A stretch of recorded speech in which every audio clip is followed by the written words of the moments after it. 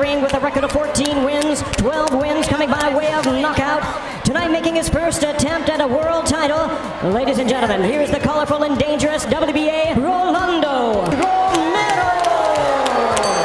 His record stands at 61 wins, 7 losses, 2 draws, with 39 wins coming by way of knockout. Here is the icon of the sport and future Hall of Famer. Ladies and gentlemen, please welcome boxing's legendary and only 8-division champion of the world, introducing the one and only Manny Pac-Man Pacquiao. He get in that ring and he ain't up here, if he ain't all the way focused, bro, he gonna get beat by Manny Pacquiao. Yeah, if they gonna do it, he gonna get beat by Manny Pacquiao. Pacquiao won that. I thought he won. Manny won 7-5. That was clearly a Manny win. That wasn't Pacquiao. That wasn't a bad. The way Manny looked, I think there's a lot of people want to see Manny back again. Oh, he looked scared as yeah, he felt something. But yeah, you know, that old man is strongest. That when I fight, when they start talking, that's when y'all get them. I'ma beat his ass when y'all talk. For real. Y'all better be quiet. Get your hand out, he ain't ready for Tank. Any possibility that you would go back in the ring and fight someone like a Tank Davis? If he won, then if he come up to 147, then we can fight. Like, I'm gonna go in there, you're gonna kill me or I'm gonna kill you. And when you lose that feeling, then you lose. Tank looking for the big bag, the Jake Paul, Pacquiao, something solar, and he looking to, hey, I'll see you later. To prove, and yet he wants to continue to not only inspire, but prove to everyone and himself that he still has what it takes nearly a quarter of a century into his professional career at the best weight class in the sport. No matter if he beat Barrios, then still Rolly Pacquiao. What's next for Rolly Romero? Manny Pacquiao. Does Pacquiao get through Barrios and get the WBC welterweight championship? None of that matters. I'll still fight him. What happened to that fight, Rolly? I want a Hall of Famer on my record. You know, at the age of 40, you become slow and become... And it's kind of a challenge to myself that to prove something. Saying things like Pac-Man is back. All I can say that Pac-Man is back and the journey will continue. At this point of his career, Manny should go out fighting whoever he wants to fight. And he deserves it. Yeah. I heard they want me to fight Pacquiao next. I'm not predicting the fight, but I will do my best to do the same as my last fight. What you really meant to say, man, that's a shit. He gonna really this boy up, I mean. Send him back to the hood, knock him the out, change his life. He gonna see about 6 different Pacquiao in the ring that night. You can't write Manny completely off because he's Brady-esque to me. It's like what I said about Tom Brady falling off the cliff. I do think Tom Brady's in decline. But when you're falling from here, boy, you got a lot of room. So Pacquiao is falling from such heights that he's still better than most. He's a tall, lean guy, but he fights like a shorter guy, and he's there to be. To watch a 40-year-old man be victorious in that ring on that night, he is inspiration to many, including myself. I'm inspired right now. I'm just inspired to beat him up. One of the great performances in the history of not only this sport, but all of sport. Next for Rolly Romero. Manny Pacquiao. Does Pacquiao get through Barrios and get the WBC welterweight championship? None of that matters. I'll still fight him. What happened to that fight, Rolly? I want a Hall of Famer on my record. I don't pick my opponent. I don't, you know, I fight them all. He says you're his legacy fight. With Rolando, he says you're his legacy fight.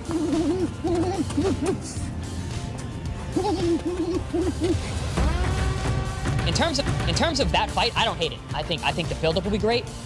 Mario wasn't the most marketable guy in terms of doing interviews and selling the fight, but Rollies, dude, that guy can sell. He get in that ring and he ain't up here, if he ain't all the way focused, bro, he gonna get beat by Manny Pacquiao. Yeah, if they gonna do it, he gonna get beat by Manny Pacquiao. Pacquiao, knockout lang kuno daw ang aabutin sa makakalaban ngayon na si Rolando Romero.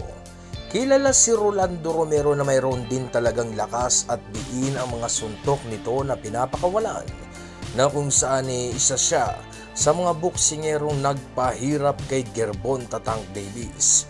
Bagamat hindi po mas pinagbibigyan ng pansin itong si Rolly Romero ang kanyang mga jab, ay ang matatalim naman ito ng mga hook ang talagang gumigiba sa kanyang mga nakakalaban.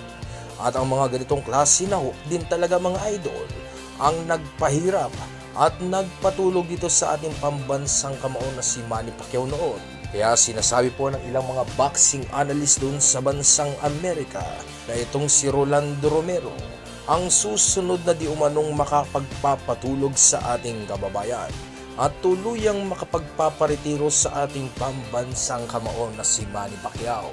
Ngayon mga idol, alam niyo po ba, maraming nababahala sa mga nagiging hakbang ng ating pambansang kamao Manny Pacquiao ngayon dahil sa parabang limitado na ang kanya na namang pagsasanay na gagawin upang mapaghandaan ng gusto ang kanya ngayong paparating na mabigat na laban dito sa 147 pounds welterweight division na kung saan 3 buwan nga lang ay atin pumuling makikitang lumaban ang ating pambansang kamao Manny Pacquiao sa mas batang kampyon. Sa nakaraan po kasing laban ni Pacquiao sa WBC welterweight world champion na si Mario Barrios ay sinabi ni Pacquiao na kulang kuno ang buwan ng kanyang pagsasanay para sa gayon ay paghandaan si Barrios. Pero dito sa pagkakataon po kasing ito mga idol, nababahala muli ang mga Pinoy dahil sa mukhang kukulangin muli ng panahon itong si Pacquiao para sa gayon nga ay mapaghandaan ang kanyang mabigat na laban sa matunog na pangalan na kanya kanong kakaharapin sa unang buwan ng taong 2026. O tama po kayo ng pagkakarinig mga idol, dahil sa buwan ng Enero sa susunod na taon ay muli na kunong lalaban si Pacquiao para harapin itong WBA welterweight world champion na si Rolando "Rolly" Romero. Si Romero po talaga ang napipisil na pwedeng makalaban ni Pacquiao nung mauwi sa tabla itong laban niya kay Mario Barrios. Ayon po sa mga lumabas na balita, ay nasa final na di umano na diskusyon at negosasyon ang magiging world title fight na ito. Sa ito sa mga gustong mangyari na laban ng ating pambansang kamao dahil sa mayroong pagkakataon na mabasag niya ang kanyang sariling legasiya. At yun na nga, ay ang maging pinakamatandang kampiyon dito sa 147 pounds welterweight division. At makakamit niya lamang ito sa pagtalo dito sa mas malaki at mas malakas na kampiyon na si Romero. Pero hindi po kasi biro ang kakayahan ng kampiyon na ito mga idol, na may malakas na hook at sobrang didiing mga patama. Kaya naman medyo mahihirapan din po talaga ang ating kababayan sa magiging laban ng ito. Lalo pa po't alam naman natin na hindi na ang prime na Manny Pacquiao ang lalaban, na mayroong mga limitadong paggalaw at ginagawa para maiwasan ang mga madidiing suntok ng kanyang kalaban. Hindi na ito yung Pacquiao na tumatalon sa magkakaibang anggulo para iwasan ang mga malalakas na suntok ng kanyang kalaban, na kung saan mas tinatamaan at mas madali na ring mapatamaan ang ating kababayan. Pero mas magiging madali na laban ito para kay Pacquiao dahil sa hindi nga mahilig bumato ng jab itong si Romero. Kaya naman hindi po magiging komplikado ang mga pagpasok nitong si Pacquiao sa depensa nitong si Rolly Romero, na siguradong magre-resulta ng isang kapanapanabik na laban dito sa pagitan ni Manny Pacquiao at Rolly Romero. Hindi natin may tatanggi na itong si 8th Division World Champion Manny Pacquiao ang isa sa mga tinitingalang boksingero noon sa kanyang kapanahunan, na kung saan dala-dala ng matinding excitement sa kanyang mga laban na talagang namang hindi kaantukin sa oras na siya na ang tumapak sa ibabaw ng lona. Kaya naman hindi magkaumayaw ang mga boxing fans sa oras na siya ay mapapalaban, dahil sa siguradong titigil ang Pilipinas pag siya na ang lalaban para sa ating bayan. Ngayon sa video po kasing ito mga idol, iihahain ko sa inyo ang isa sa pinakamabigat na laban nitong si Manny Pacquiao ng kanyang kaharapin, ang mas bata noong kampiyon at may hawak ng WBO o World Boxing Organization welterweight world title belt na si Jesse Vargas. Itong si Pacquiao ay nagbalik sa kanyang pagre-retiro dahil sa na-miss di umano niya ang boxing, at sa kanyang pagbabalik ay agad-agad po nitong sinagupa ang kampiyon na si Jesse Vargas. I'm happy to be back. I feel lonely and sad when you are thinking you're not longer active with the sport of boxing. You know, I want to box, I want to continue because Sa laban na ito mga idol ay maraming naniniwala na hindi na kaya di umano nitong si Pacquiao makipagsabayan sa mas batang kalaban. Lalo pat itong si Vargas ay nasa kanya na ngayong kapanahunan, na kung saan ay nag-uumapaw ang kumpiyansa ng kampiyon na ito, na kanya di umanong tatalunin lamang sa laban ang 8th Division World Champion na ating pambansang kamao na si Manny Pacquiao. Let's come out victorious and to show that I'm the best in the welterweight division. What have you done to prepare for Manny? What have I done? What have we done? My team and I have prepared tremendously in a great way, and we look forward to performing well because that's what we work for. You know, and this November 5th, this Saturday night, tomorrow night, we're going to give the fans a great performance, and we plan to come out victorious. We worked hard for it, and we have no doubt that that will be the outcome. Walang kaalam-alam si Vargas na hindi pa rin nawawala ang bagsik nitong si Pacquiao.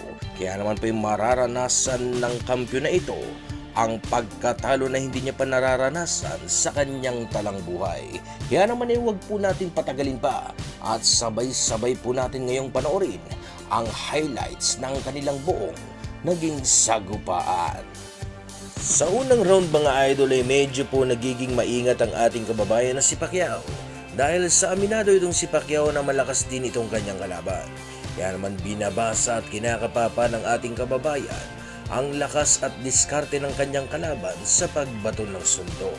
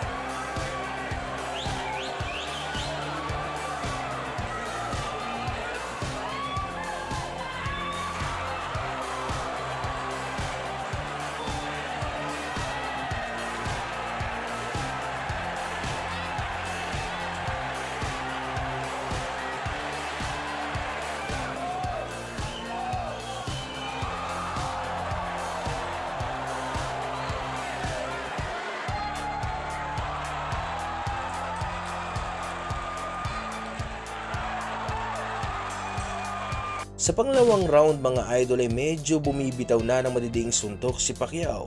Gusto ni Manny Pacquiao na makuha ang round 2. Kaya lamang kasi ay desidido ang kampiyon na si Jesse Vargas na makuha ang face ng laban. Pero hindi niya inaasahan ang mangyayari dahil sa lalagapak pala ang kanyang puwetan sa lakas ng suntok na pinakawalan nitong si Manny Pacquiao.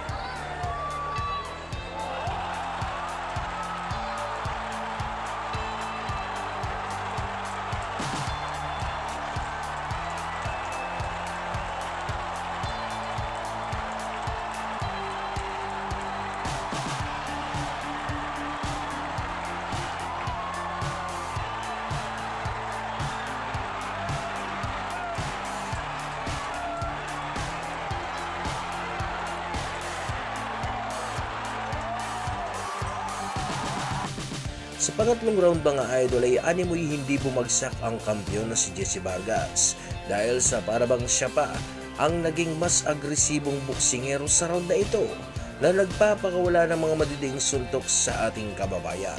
Di naman inaayaan ni Pacquiao na mangyari ito. Kaya naman malalakas na suntok din po ang pinakawalan ni Pacquiao kung saan nga ay nagsimula ng maglaro ang ating kababayan.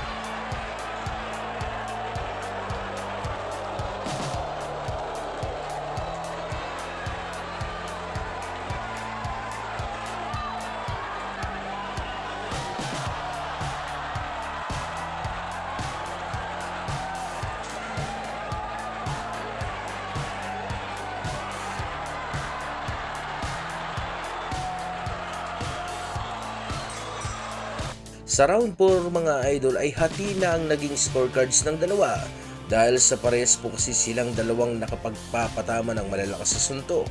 Pero ang round na ito ay binigay po kay Jesse Vargas mga idol dahil sa may isang kanang malakas sa suntok na naipatama itong si Jesse Vargas sa mukha ng ating kababayan.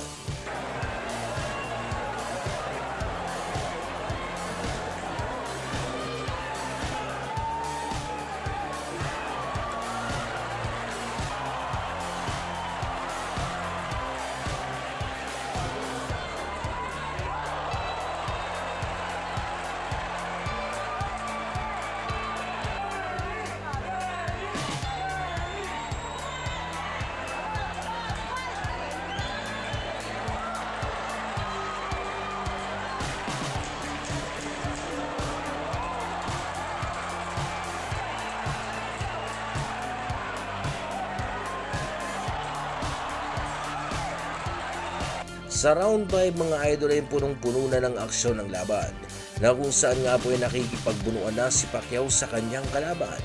Hindi naman basta-basta nagpapadaig itong si Jesse Vargas dahil sa agad-agad po kasi itong bumabato ng maraming suntok sa tuwing pumapasok na sa kanyang depensa ang ating kababayan.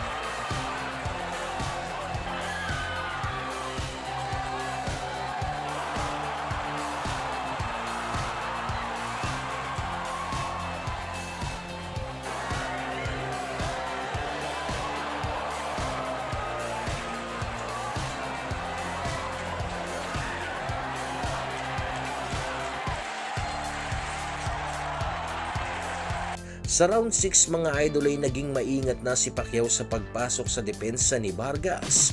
Napag-alaman na po kasi ni Pacquiao na medyo malakas din talaga ang mga suntok nitong si Jesse Vargas na nagagawa siyang mayanig kung saan ay nawawala ang kanyang balanse.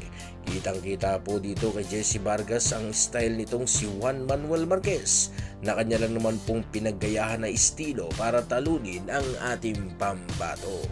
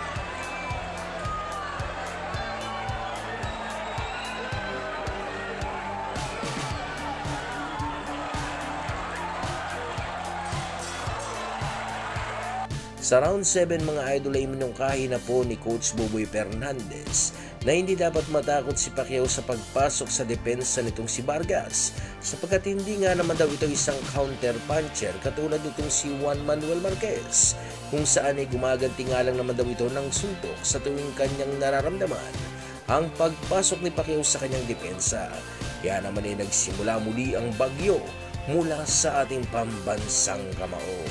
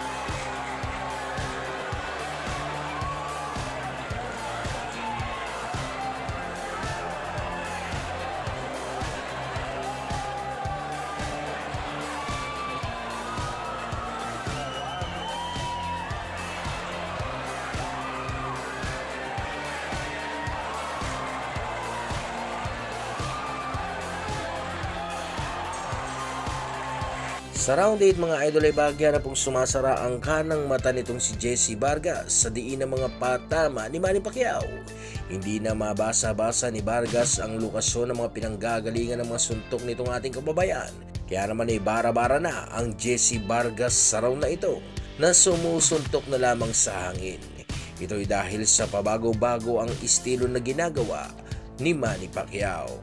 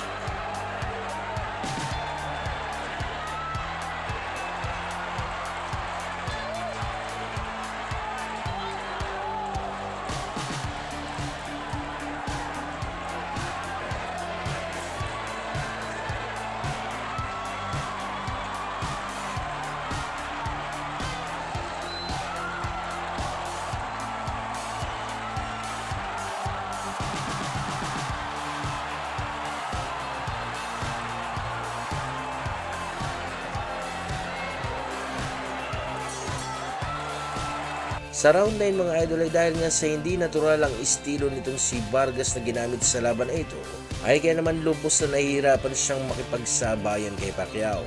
Inakala ni Vargas na sasapat ang estilo nitong si Dinamita Marquez para pahirapan itong si Pacquiao. Pero hindi po may epektibo ang estilong ito na naging dahilan kung bakit hindi po magawang makatama na ni Jessie Vargas sa malikot na si Manny Pacquiao.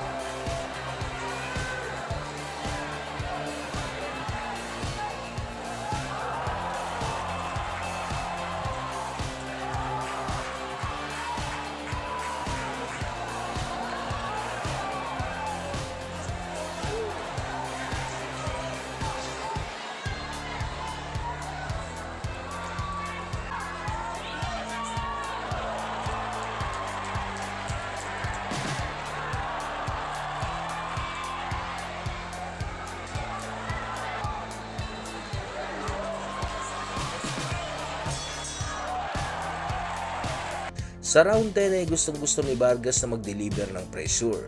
Kaya lamang ay hindi malaman-laman itong si Vargas sa kung papaano niya nga ba ito maisasagawa. Dahil sa hindi kasi basta-basta nagpapadikta na lamang sa laban ng ating kababayan na si Manny Pacquiao. Kaya naman po sa laban na ito ay nagbistulang bata na si Jessie Vargas na sumusuntok ng wala sa anggulo.